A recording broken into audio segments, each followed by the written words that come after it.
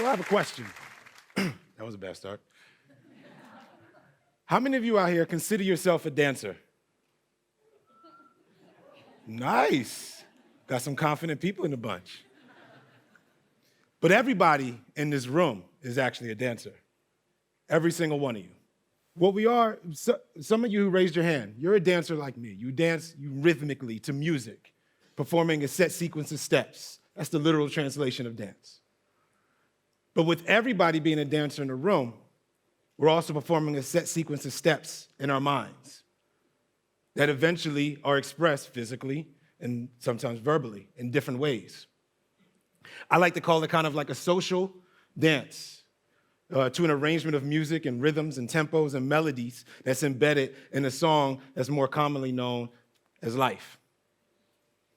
And so with that, what I then realized is that if I can I'm a dance teacher, by the way, and the point I got to with my clients was that if I can get them to identify with the dancer in their mind, the one expressing itself amongst colleagues at work, trying to climb the corporate ladder, the ones trying to navigate different personalities at home with families and friends, the one on the first date trying to make a good impression, even the one right here in this very room. If I can make that connection, now we're on the process and taking steps toward them becoming a very powerful, creative, and strong dancer, as well as confident. And it was actually with this that I discovered that we dance how we live. Now, when I say that sometimes, it tends to sound like some lofty or philosophical quote that I just pulled off of Google or something like that. But no, it's something that I say, and it's something that I really believe in.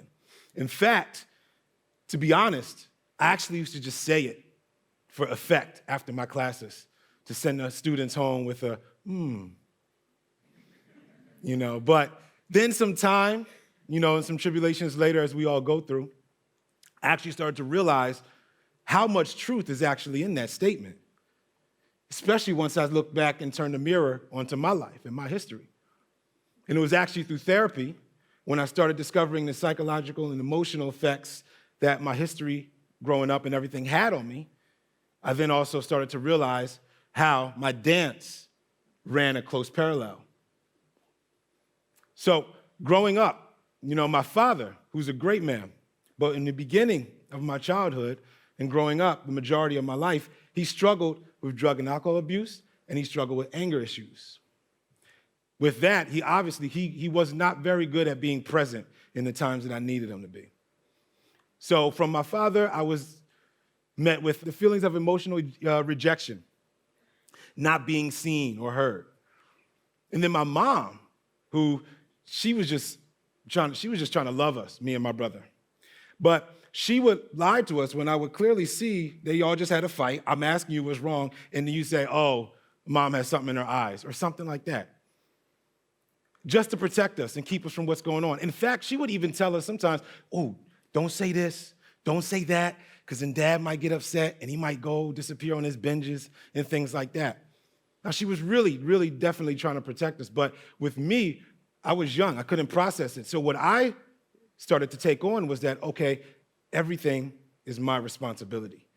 Everything in this house. If you like me or not, it's just my responsibility. So I have to do everything possible to make sure you like me, even put away my feelings, put away who I am, just for the benefit of you. That then carried over into life.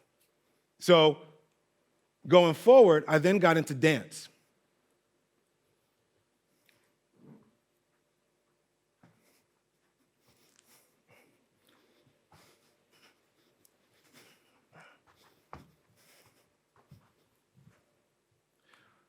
So, as you can see there, my dance wasn't so confident. I didn't feel, man, cool. Still got more to go though, so keep that up. But as you can see, my dance wasn't confident. In fact, I didn't have enough self-confidence to take risks. I didn't have enough self-confidence to say, ooh, I can do this. And so when I danced, it was disconnected. It was rigid. It was stiff. It was lack of confidence, lack of life. And so then later, as life goes on, just graduated high school, and I am the young father, single father of a 1.5-year-old baby girl named Destiny. And this was actually one of the best moments in my life when it happened, because it was the first time I felt like there was somebody, even though she was just a little baby, I felt it was the first time there was somebody that actually saw me and actually showed me the love that I've been looking for all these years. And then I felt like I could do right by her because she didn't have any judgments on me. She wasn't putting any kind of negative weight on me. So I really felt like, okay, now I have purpose. And then not too long after that, then I find out that she was not biologically my daughter. And so I contact the mother, and I would not have done this if I would have known this would happen, but I contacted the mother, and when I told her, why is this happening, or why am I finding this out, she hangs up the phone, goes to the daycare, picks up Destiny. I haven't seen him since. And so that just being snatched from me like that just made me feel just less, empty, purposeless. I started losing empathy and lack of emotion. Like, all that started there. But I also had a lot of anger. I also had a lot of passion with that anger. And I was desperate to just get out, desperate to find a way to get away from all this pain and emotion. And then so,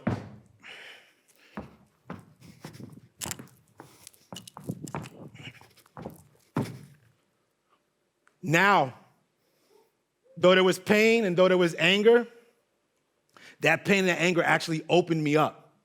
It actually allowed me to dance in a way that I couldn't at first, because I wasn't thinking no more about how I looked. I was only focused on how I felt. And so we're flashing forward now, and I'm dancing, I'm enjoying. Now I'm getting high-profile jobs. I'm in front of high-profile people. I'm being asked to go here, there, and teach. And what I start to realize is that now I'm focusing in on the validation. I'm back to where I was at first. Now I'm taking all oh, you're so amazing. Oh, you're such a good dancer. Oh, thank you for I'm taking all these things and I'm making that who I am. I'm making that my identity. And as I get older in this young man game that we call hip hop dance, as I'm getting older, now I'm struggling with relevance. I'm struggling with, am I still, are the young kids still liking me? I'm getting older now. How am I going to keep doing this? You know, I'm no longer relying on what I started this whole thing with in the first place. So now I'm seeking the trends. I'm seeking the popular vote. You know, I'm seeking the likes and the accolades and everything like that. And again, I'm just...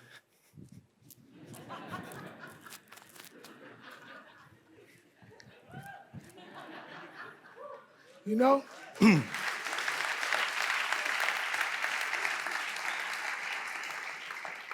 And it's great because you guys still love it.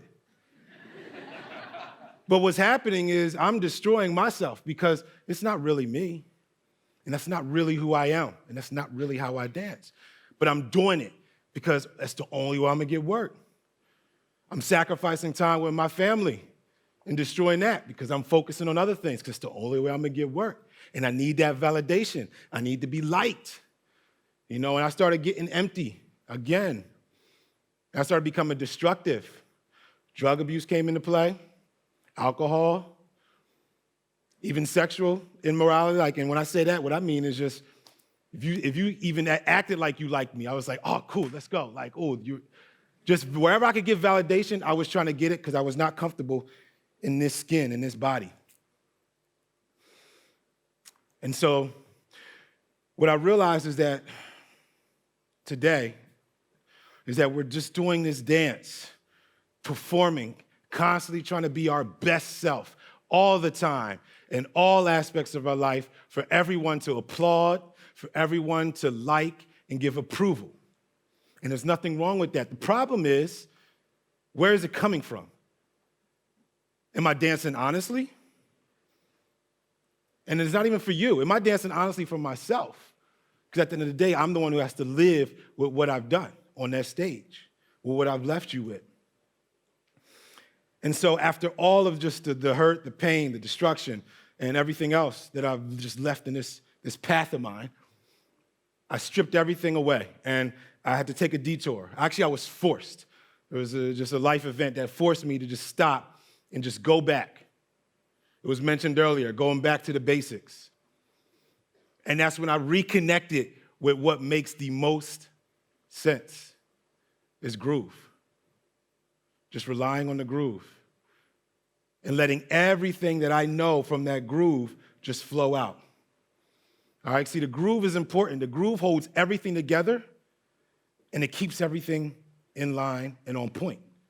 And if there's nothing that you take from this, I want you guys to remember this, is that you never sacrifice your groove to find a move. You never do that.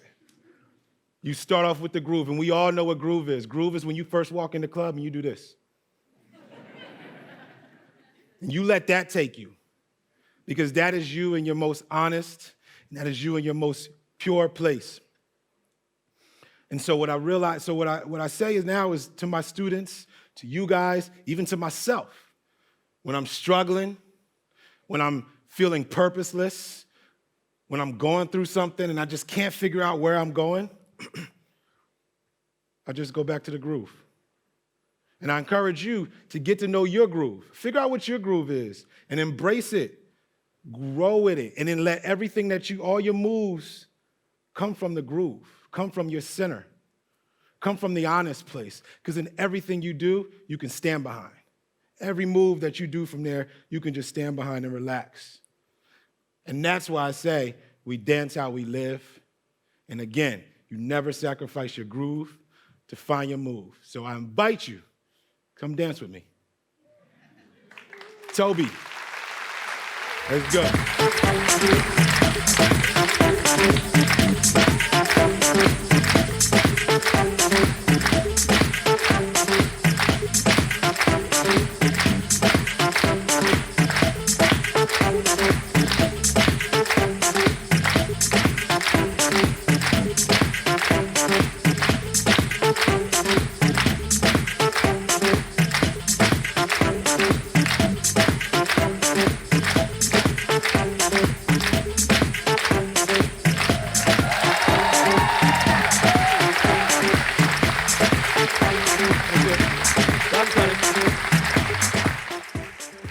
So yeah, guys, just remember, is my mic still on? Okay, there we go. So again, remember, as I started this thing, I said, how many of you are dancers? But now my question is, from now on, how will you dance? Thank you.